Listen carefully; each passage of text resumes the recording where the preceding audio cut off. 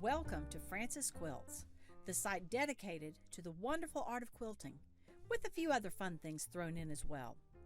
If you like what you see here, be sure to give it a thumbs up and subscribe so that you can be notified of future videos. Hey guys, welcome back to Frances Quilts. Yesterday, my very sweet husband, Michael, went with me to a local art center and we set up tripods and softbox lighting and all sorts of things, and he photographed all of my quilts, all 135 of them. Yes, now a bunch of them were small, a bunch of them were my mother's, and a bunch of them were really big queen size, king size quilts. So it took a while to do. But the hardest part is now that I'm back home, I have to get them all folded up and back on the shelf and ready to go.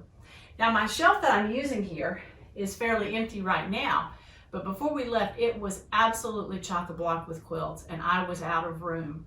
Now I have been reading for a while about a Bonnie Hunter method, and you know I love Bonnie. Bonnie's method is to roll these quilts. She says that you can get them smaller, you can avoid a lot of the crease lines that you get when you folded quilts for long periods of time, and I decided let's try rolling.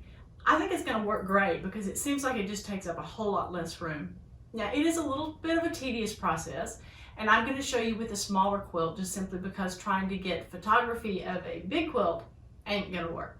So let's go. I'll show you how we do it. The first step is to figure out how wide you want your quilt roll to be. Now in my case, I can do about 20 to 22 inches and still fit inside the closet just fine. So I'm going to be measuring to see that I'm pretty close to that 20-inch mark. I like to be able to look in the closet and see my quilts and see what I am, which quilt it is, and not have to remember now which back did I put on that. So I'm going to roll this quilt so that the outside is showing. So I have laid my quilt face down on the bed, and I try to put the points as much to the middle as I can. That just makes it a little bit easier for the rolling process.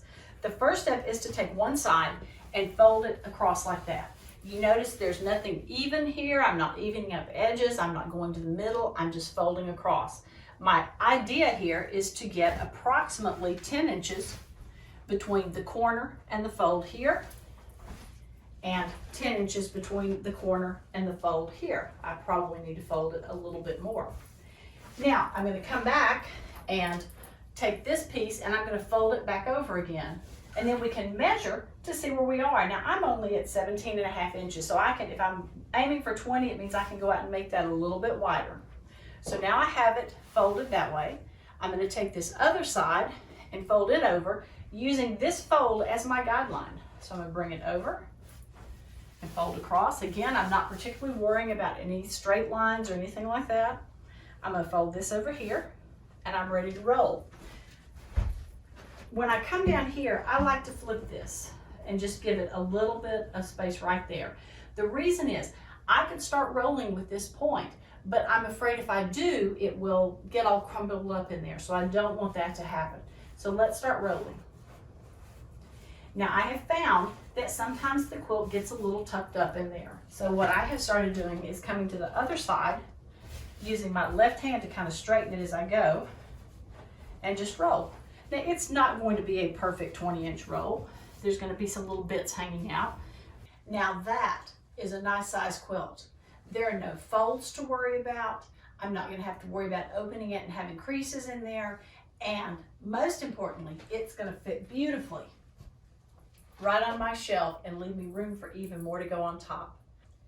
I hope you'll try this wonderful hint again from Bonnie Hunter, and thanks for watching. Come back again. Remember, if you like what you've seen, be sure to give it a thumbs up and subscribe. Please check out my website and daily blog at francesquilts.com, and I can be found on Facebook and Instagram at Frances Quilts. Thanks so much for joining me. Hope to see you again soon.